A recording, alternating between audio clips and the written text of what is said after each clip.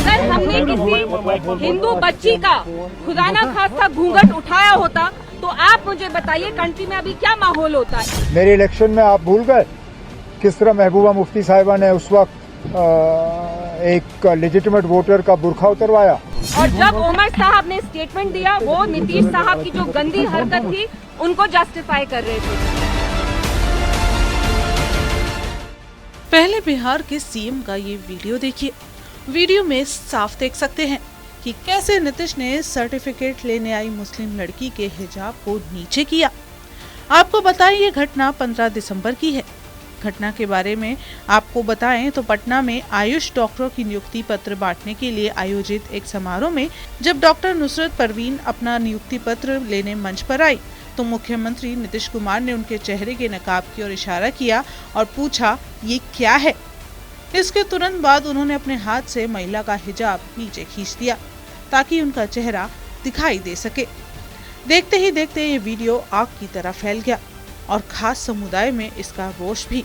बिहार के इस वीडियो की गूंज कश्मीर तक पहुंची और पीडीपी नेता इल्तिजा मुफ्ती अब इस पर एक्शन मोड पर आ गई हैं। इल्तिजा ने बिहार सीएम के इस हरकत पर गुस्सा दिखाते हुए उनके खिलाफ एफआईआर दर्ज करवाई है और इसके साथ साथ इल्तिजा ने बिहार के सीएम और बीजेपी को निशाने पर लेते हुए क्या कहा आपको सुनाते हैं।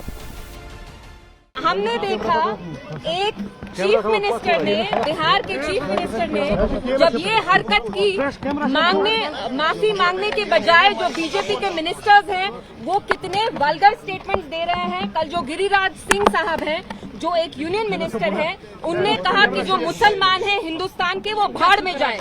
तो भाड़ में हम क्यों जाएं?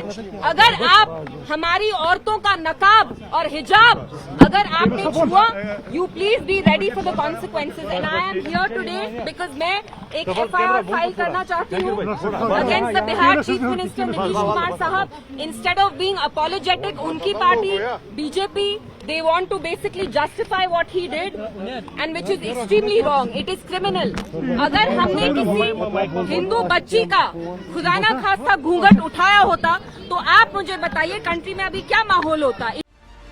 इल्तिजा ने धमकाने वाले लहजे में यहाँ तक कह दिया कि अगर हमने हिंदू लड़की का घूंघट उठाया होता तो बवाल हो जाता। खैर, बिहार सीएम के इस वीडियो ने तो बवाल मचा ही रखा है। वहीं इल्तिजा ने जम्मू कश्मीर के सीएम उमर अब्दुल्ला को भी खूब खरी खोटी सुनाई है। सुनिए इल्तिजा उमर पर क्या इल्जाम लगाती दिखाई दे रही हैं। देखिए ये पुलिस तक है लेकिन हमें अपना काम करना है। And what is most troubling is जो जम्मू कश्मीर के चीफ मिनिस्टर हैं उमर अब्दुल्ला साहब, हिंदुस्तान में इस वक्त एक ही मुसलमान चीफ मिनिस्टर है of the only Muslim majority state. जब नीतीश साहब ने ये इनडिसेंट एक्ट किया हमने देखा उमर साहब ने 2 दिन तक स्टेटमेंट तक नहीं दिया और जब उमर साहब ने स्टेटमेंट दिया वो नीतीश साहब की जो गंदी हरकत थी उनको जस्टिफाई कर रहे थे। तो आप देख रहे हैं यहाँ जो चीफ मिनिस्टर हैं हमारे जो मुसलमान हैं, मुसलमान होने के बावजूद जो हमारी मुसलमान बच्चियां हैं, माएँ हैं, बहनें हैं, वो उनकी प्रोटेक्शन, उनकी हिफाजत करना ही नहीं चाहते। चलिए अब आपको सीएम उमर अब्दुल्ला का वो बयान सुनाते हैं जिसका इल्तिजा मुफ्ती काफी विरोध जता रही हैं। अब ये तो हमने पहले भी देखा यहाँ पे।